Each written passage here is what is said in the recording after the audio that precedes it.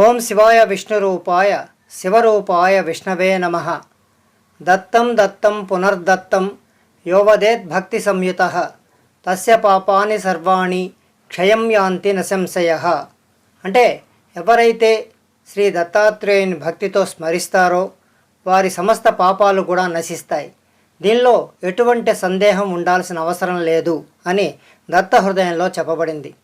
దత్తాత్రేయుని మనం గనక ప్రతిరోజు కూడా స్మరించుకున్నట్లయితే రోగాలను పూర్తిగా నశింపజేస్తుంది. ఆ స్మరణ రోగాలను నశింపజేస్తుంది. అలాగే భూత ప్రేత పిశాచ గ్రహ బాధలను దూరం చేస్తుంది. అలాగే చెడు కళలు పీడకలలు కూడా మనకి దగ్గరికి రావు.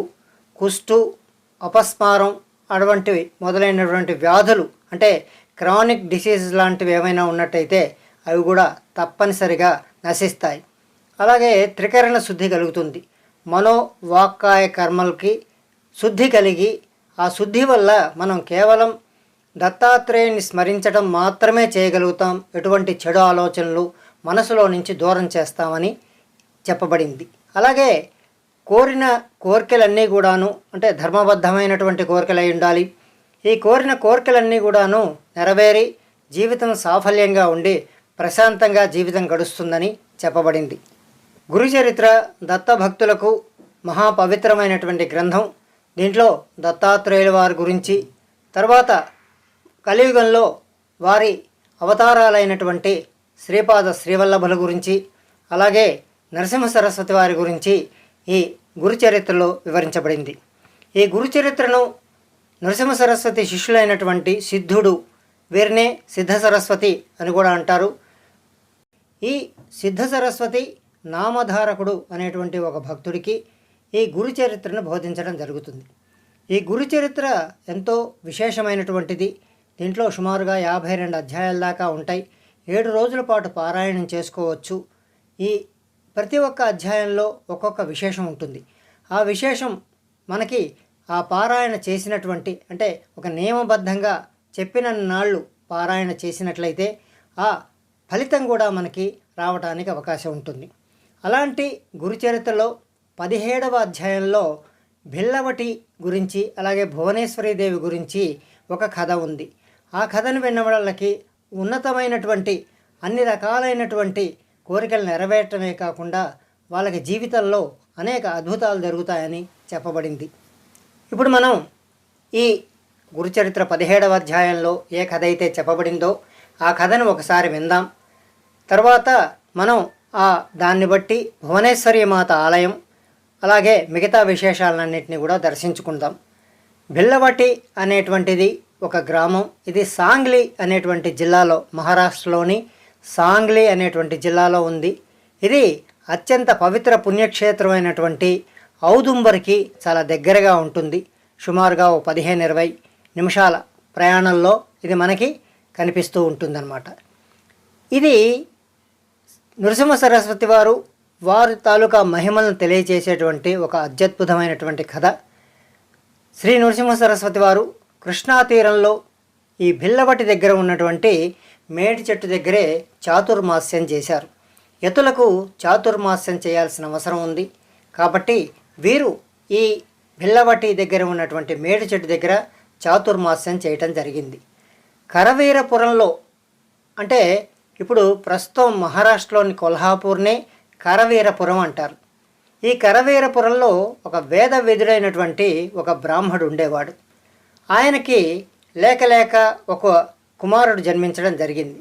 కానీ అతనికి చదువు సంస్కారం అబ్బలేదు. అంటే చిన్నప్పటి నుంచి కూడా అతనికి చదువు రాలేదు.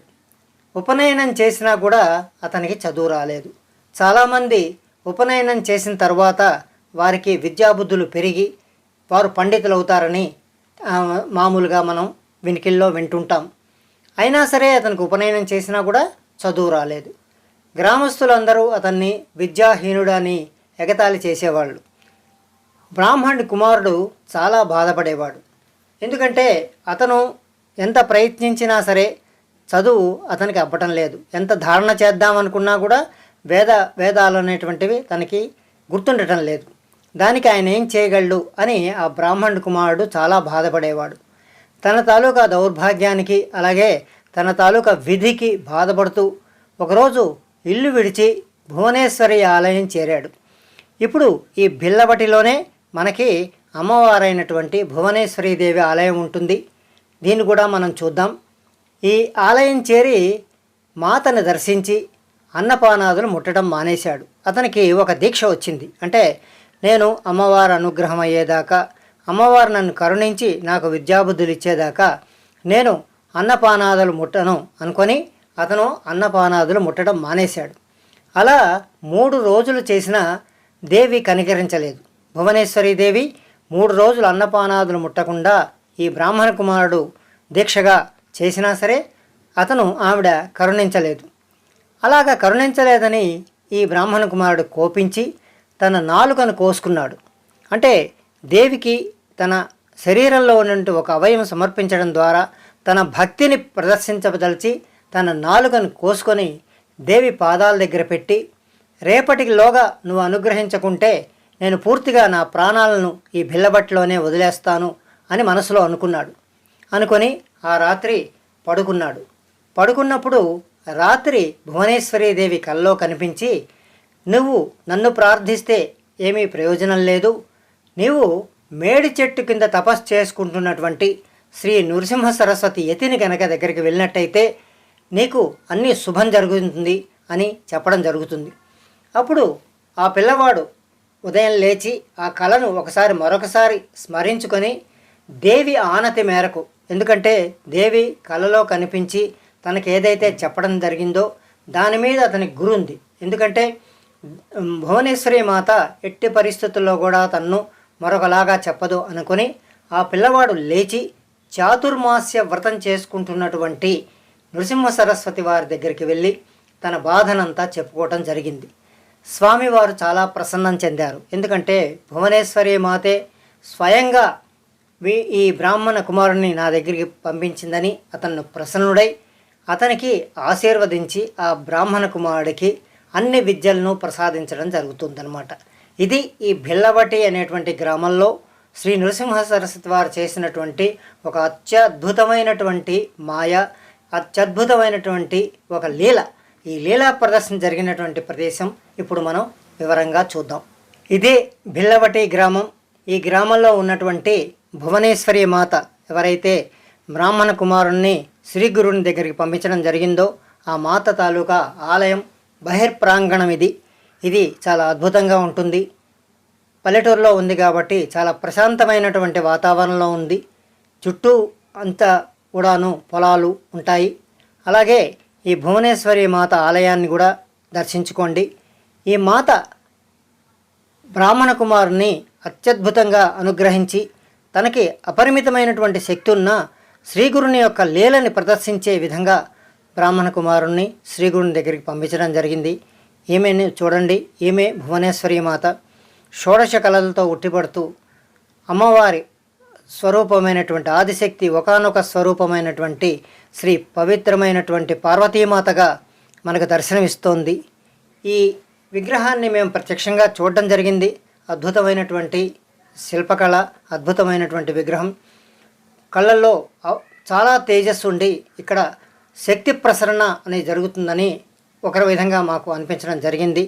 కాబట్టి భక్తులందరూ కూడాను ఈ బిల్లవటి గ్రామానికి, సాంగ్లీలో ఉన్నటువంటి బిల్లవటి గ్రామానికి తప్పనిసరిగా రండి. ఈ గ్రామానికి వచ్చి ఈ బిల్లవటిలో ఉన్నటువంటి భువనేశ్వరి మాతను మీరు తప్పనిసరిగా చూసుకొని ఆమెను ఆశీర్వచనం తీసుకోండి. ఈ భువనేశ్వరి మాత ఆలయంలో ప్రతి పౌర్ణమికి కూడా అన్నదానం జరుగుతుంది. భక్తులు ఎవరైనా వారికి వీలున్నట్టయితే యథాశక్తి అన్నదానాన్ని కూడా జరిపించండి. దానివల్ల మనకి వంశవృద్ధి కలుగుతుంది. క్షేత్ర ప్రాధాన్యంగా ఉన్నటువంటి ఏ క్షేత్రాన్ని మనం దర్శించినా అక్కడ 2 రకాలైనటువంటి ప్రయోజనాలు మనకు కలుగుతాయి.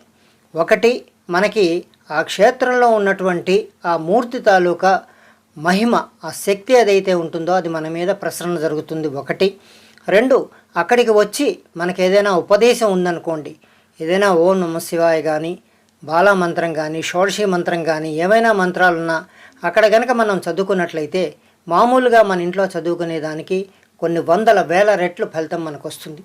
దానివల్ల మనకి ఆయురారోగ్య ఐశ్వర్యాలే కాకుండా వంశవృద్ధి కూడా కలుగుతుంది. ఇంట్లో దుష్టశక్తులు ఏమైనా ఉంటే తొలగిపోతాయి. అంతేకాకుండా కర్మ అనేటువంటిది ఏదైతే మనం అనుభవించాల్సి వస్తుందో, ప్రారంధ కర్మలు ప్రతి ఒక్కరూ కూడా వాళ్ళ తాలూకా విధిని బట్టి, వాళ్ళ పూర్వజన్మ సుకృతాలను బట్టి అనుభవించాల్సి వస్తుంది. అలాంటి కర్మలను కూడా దగ్ధం చేస్తుంది. అంటే క్షేత్ర ప్రాధాన్యం అంత గొప్పది అని తెలుసుకోవాల్సి ఉంటుంది. ఇదే బిల్లవటి గ్రామంలో ఉన్నటువంటి భువనేశ్వరి మాత. స్వస్తి.